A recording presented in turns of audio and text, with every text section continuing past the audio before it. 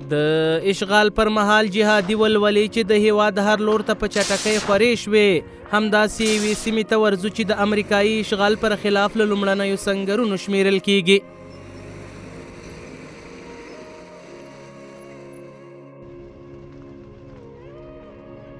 د زابل شمال ختیځ لور ته پرته یوه داسې ولسوالي چې نوم یې هر بهرني یرغلګر ته وایي افغان خاوره نه تسلیمېدونکې ده. کوم وخت چاپه ولسوالۍ تقریبا 1:30 2 بجې ولې نو وحشت زیات و. امریکایان هر نفر له کور څخه راوتلي او زنانه مې له کور څخه راوتلې. موږ هم دلته راووتو. موږ چې راووتلو دغه طرف څخه 2 زنانه وې او تقریبا 3 کوچنیان ورسره وو، کوچنۍ نجونې.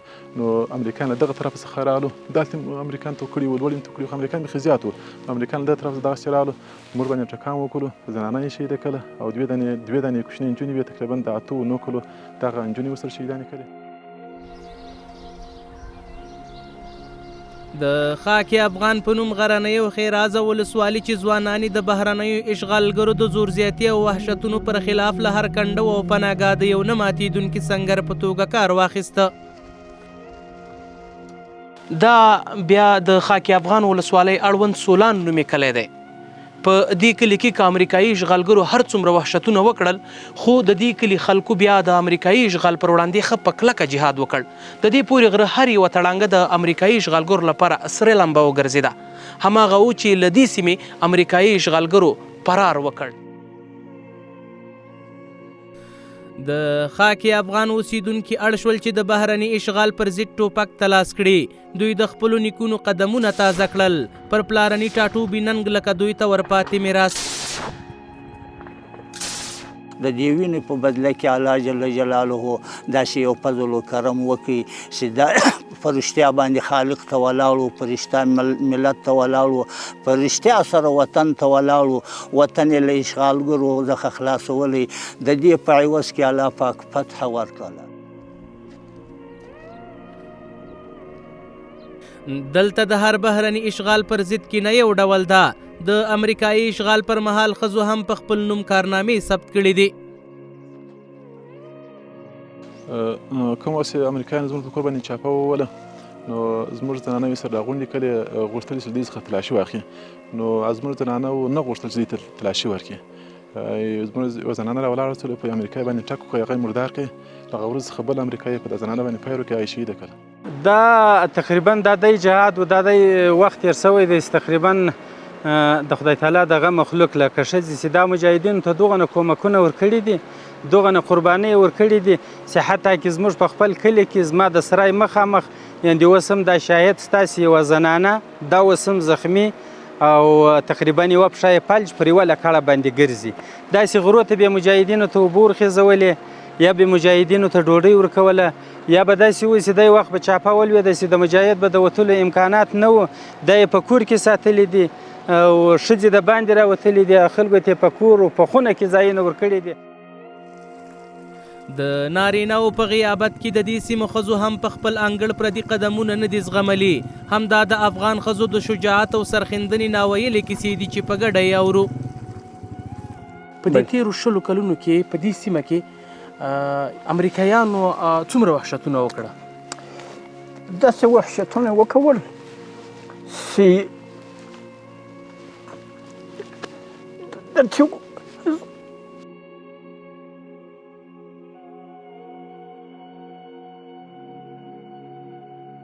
کور ناست ومه، کوه را روانه وه، طالب دغه پسې راخستی و امریکایانو چې رالی یې ما ته رالی وایي د خدای پاره م سته که نسته؟ وایم خیر څه شی دي؟ وایي له شا کوه راپسې د طالبان دغه امریکایانو لیدلی یم، اوس مې په دغه کوي نسي، خلاص مې که. ما ورته ویل په خدای اړه لري، په ما اړه لري، که خدای کول دی به دې خلاص. راولاړ شوم، زما ډېر زاړه کالي څیرې خیرن کالي پراته دي، دا کالي مې ودې طالب ته ور په غاړه کړو. اته امریکایان چې رالو ودرېدو، وایي طالب څه شو؟ مال طالب مې نه دی لیدلی. وایي رالی دلته رالی ستا کره رالی. ما ویل یو زه یم، یو مې دغه کور دی، یو مې دغه زو. د دې منطقې د مجاهدینو په برابر باندې په تېر 20 کلن انقلاب کې مجاهدینو په زیات اندازه باندې قربانۍ ورکړې دي. د دې منطقې اولین مصر شوی په دې منطقه کې شهید ملا احمد الله خان په نامه سره و. هغه زموږ د دلګۍ یو رسمي دلګۍ مشر وی. هغه یو ډېر اتل او قهرمان مجاهد وی. په زیاتو جنګو کې برخه اخیستې وله، خو بالاخره د زابل ولایت خاکی افغان ولسوالۍ د زیندۍ په سیمه کې د امریکایي ځواکونو سره په سخت جګړه کې مخامخ شوی او سخته جګړه یې ورسره وکوله او هغو ته یې سخت تلفات واړوی. په نتیجه کې د هغو نه د هغو موټر و ټانګ و دا یې ځینې راوستل، خو بالاخره د هغه موټرانو څخه سیدۍ څخه یې ګیر کړلو، هغسې یې دلته راوستل. د شمرچک په نامه یو منطقه ده، په دې منطقه کې یې ودروی. بیا د منطقې څه عام خلک سپین ږیري وو، څه ماشومان د خوشحالۍ په بنیاد باندې دې منطقې ته دغه موټر ته سره رانږدې سول. هغه د امریکایانو د طرف څخه بمبار ورباندې وسوی. ملا احمد الله خان سره د 10 مجاهدینو او ملکي خلکو څخه په شمول 10 ملګري په شهادت ورسېدل. I'm moving to you! Hey! Hey, I need cover fire! Go, go, go! Shoot, shoot!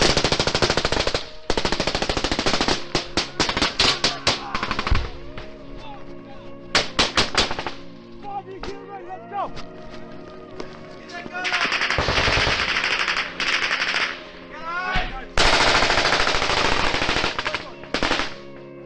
دا چې دلته د غره هره تړانګه د امریکایي اشغالګرو لپاره د جهاد په سنګرونو بدله شوې وه، خو امریکایي اشغالګرو هم په دغه سیمه کې له هیڅ ډول وحشتونو مخ وانه اړولو.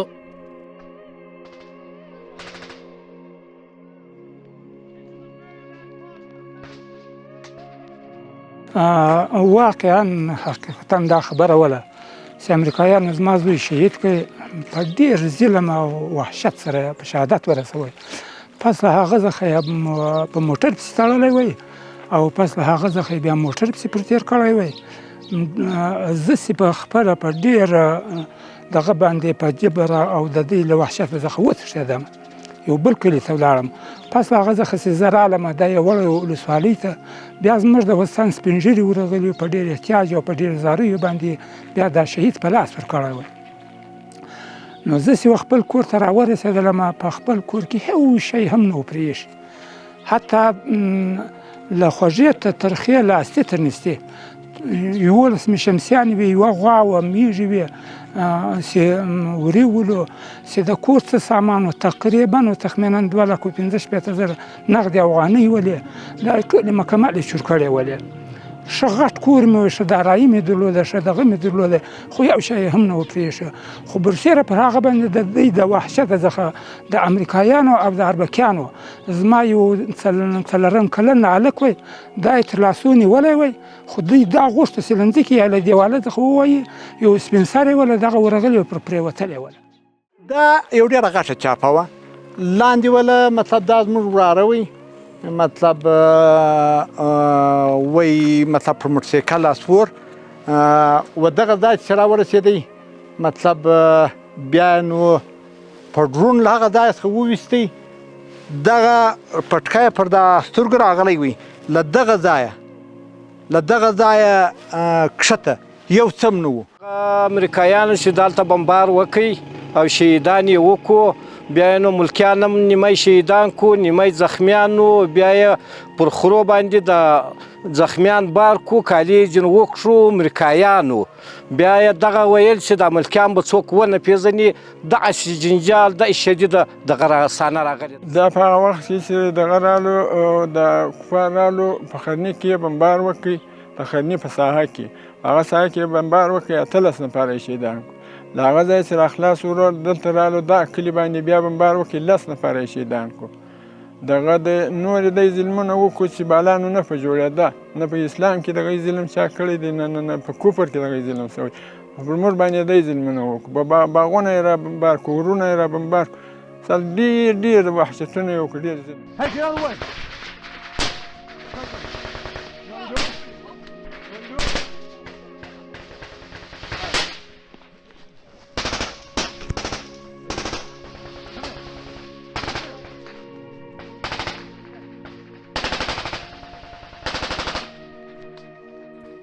د نه مهارېدونکو غازیانو پر ضد مبارزه د امریکایي عسکرو له توانه پورته وه، نو ځکه خو یې پر کلو او کورونو ړندې بمبارۍ او شپنۍ چاپې پیل کړې.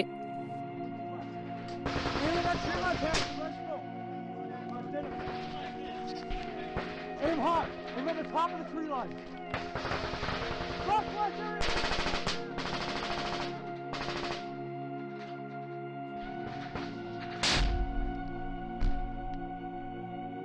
د شهیدانو دلته دونه وحشت و دونه ظلم کېدی.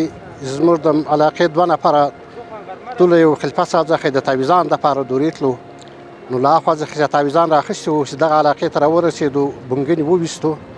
چې ویویستو بنګنې چې ولاړل، هغه ورځ موږ ورته رالو، د شهیدان دونه چې وویست، د دوی هېڅ رقم معلومېدی نه. موږ چې د کم وخت دوی راواستو تر دا پښو سمدل، حتی د دوی له ډېره تودوالې څخه له ډېرې ورځ موږ لاسونه پوه شو. دا شهیدان موږ راواستو، موږ ته د خپل شهیدان درک نه کېدی چې دا څوک دي. موږ راغلو، دا د الو په اداره کې دلته موږ دفن کړو. دوم ورځ چې دوی د صدرۍ یو ټوټه پاته، موږ چې صدرۍ وکتل، هغه بیا دوی په تذکره اوس دا یو پلانی دی، یو د پلانی دی، د پلانی کلي دی او د پلانی زوی دی. له هغه وروسته بیا له دغې ادارې څخه راوکړو، بیا خپل ادارې ته نقل کړو چې هغه دونه سخت شوي، دوی په ټول بدن کې دونه غوښه هم سالمه نه وه پاته، یو مخ لکه سکاره داسې شوي وو. دونه سخته صحنه وه چې دا کوچنیانو ټولو بغارې ولې. بیا 3 شپې دلته چاپه وه، امریکایان وو. بعد له 3 شپو چې موږ رالو، شهیدان دلته پراته وو. دلته یو شهید پروت و، دا د سر کوپره یې اوښتې وه، مازغه یې سپین ږیري سړي د پلاستیک په کڅوړه کې واچول. پر دغه غرو اوس هم هغه سپین سپین ټپونه شته.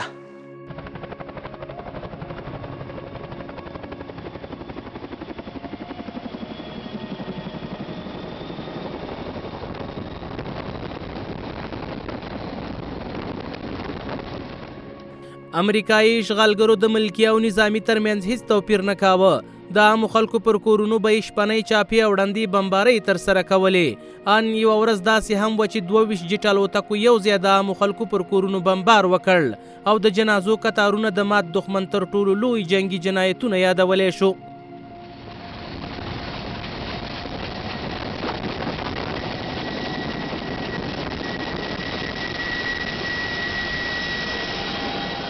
د خاک افغان په ولسوالۍ کې اولنی جنګ د امریکایانو په دغه کلي کې وسو، دا د بلوڅ د کلي په نامه باندې چې اول وار هغه د مزغار له سره څخه جنګ را شروع سو تر دغه ځایه پورې جنګ را ورسېدی، تر دغه ځرنې تر ځایه پورې. په دې کې 18 کسان شهیدان وسو. نور ډېر سخت بمبار وسو. 22 تیارو دلته سهار ته مازدیګره پورې د ماښام تر منځه پورې بمبار کولی. بیا په دې کې ډېر نور 2 دانې ښځې زخمیانې شوې، 2 دانې سپین ږیري زخمیان شول. له دغو ماسې 18 کسان نور شهیدان وسو. او په دغه غرو په دې سیمه کې خو مالونه ختلي وو، سهار وار مو ډېر مالونه هم له بینه ولاړ، او دغه درختې هم ډېرې له مابینه څخه ولاړې چې له پاسه بمبار و، راکېټونه او مزایل پر لګېدو، دا ټول شیان له بینه څخه ولاړ. او دا کلی چې وي، دا د بلوڅ د کلي په نامه باندې چې دی، دغه کلی 3 شپې روزه دلته محاصره وو. بعد له 3 شپې وروسته امریکایان ولاړو، بیا موږ سره راووتو، سیرالو شهیدان دلته په دا باغو کې پراته وو، راوړي په دغه ځل مخ ته دلته ټول داسې اچولي.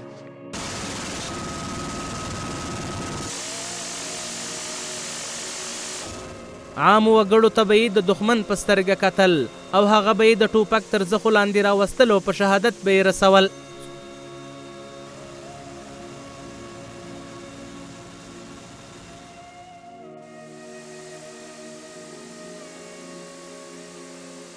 د امریکایي اشغالګرو وحشتونو او ظلمونو د دې سیمې د ځوانانو حوصلې کمزورې نه کړې، بلکې ورځ تر بلې به د جهاد لیکې لا پیاوړې کېدې او د اشغالګرو پر خلاف به یې معرکې ګرمې ساتلې. د اشغال تر پایه د دې سیمې اوسیدونکو له مجاهدینو سره خواخوږي او تل به یې همکاري ورسره کوله. هماغه و چې له ټول هېواد څخه د اشغال ټغر ټول شو.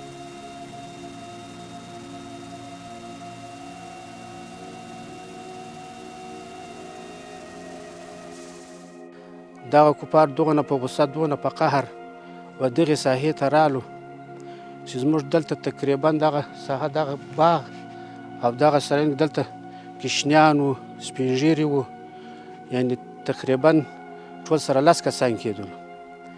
دغه دلته داسې وحشت جوړ کړي، داسې چاپه راله، تیارې بمبار کولې. دوی دلته پیاده پسې رالو، دغه 10 نفر یې 10 سره شهیدان او دلته بیا په هغه ماښام دا زه د ځان خبره درته کوم چې په مازدیګر کې دغه کار وسو بیا دا شهیدان وسو بیا داسې چیرې خواته زه لاړم لا خوا چې زه رالم دلته دغه شهیدان دا ټوکر ټوکر لاس یې نه صحیح کېدی سر یې نه صحیح کېدلی دا هېڅ یې هم نه صحیح کېدلو یو ور خو بمبار پر کړی بیا له هغه وروسته بیا نور وحشت پسې کړی وي نور دغه منطقه هغه منطقه ده چې د جهان شامار امریکا پر افغانستان باندې حمله وکړه زما د علم مطابق اولنی ټک له دغه ولایت څخه بلکې له دغه منطقې څخه سوی دی بیا د دې امریکایانو د کفارو په دپه کې د دې اشغالګرو په دپه کې له قسم قسم قربانۍ څخه ځان سپمولی نه دی حتی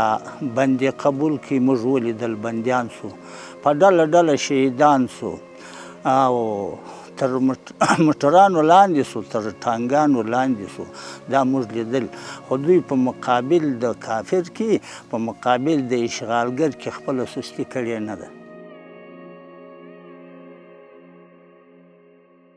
اوس مهال د دغه ولسوالۍ خلک د روغتیا زده کړو او مخابراتي خدماتو په برخه کې له ستونزو سره مخ دي دې ولسوالۍ کې مخابراتي شبکې په بشپړ ډول کار نه کوي خلک یو بل ته د احوال ورکولو لپاره هماغه پخوانۍ تګلاره کاروي په غم او ښادۍ کې لرې سیمو ته خلک استوي او نږدې کلو ته د مسجد په لوډ سپیکر کې اعلان کوي د بیرارک محمد ایدراکا وفات شوی ده په 11 بجې باندې د خوجاتیش په ایدره کې دفن او صلات الجنازه د وایدرې ته را حاضر شي یو مردانه یا زنانه وفات شي بیا و دغه نږدې کلي ته په لاډو سپیکر کې خبر ورکوو او لرو کلو ته یا پیاده رو سړی استوو یا موټرسایکل ګای پیدا شي هغه لیږو بیا دا خلک را خبروي مخابراتي سهولیت نه لرو چې د ټلیفانه په ذریعه باندې دا خلک را خبر کو بیا نو کله هغه را ورسیږي و دفن ته او لمانځه د جنازې ته او کله هغه ځینې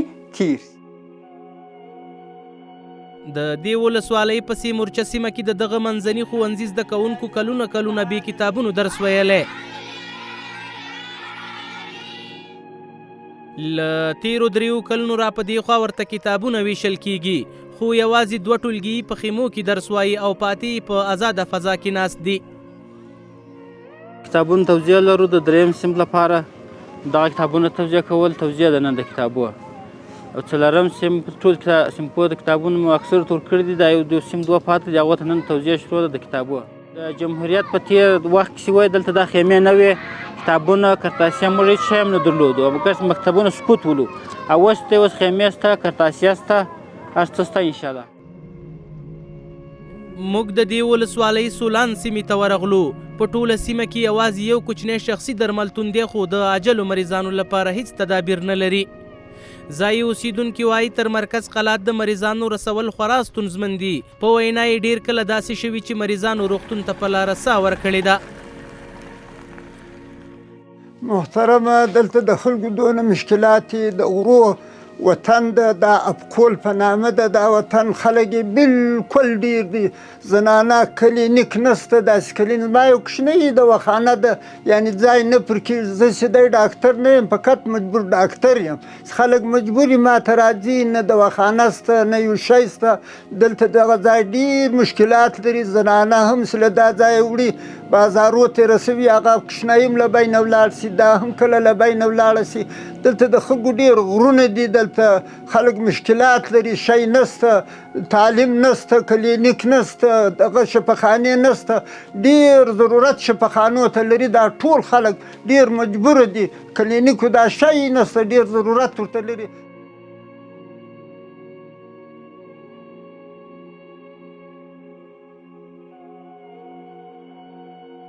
خاکی افغان ولسوالۍ له مرکز قلات څخه شمال ختیځ لور ته پرته ولسوالي ده چې اکثره خلک په کرونده بوخت دي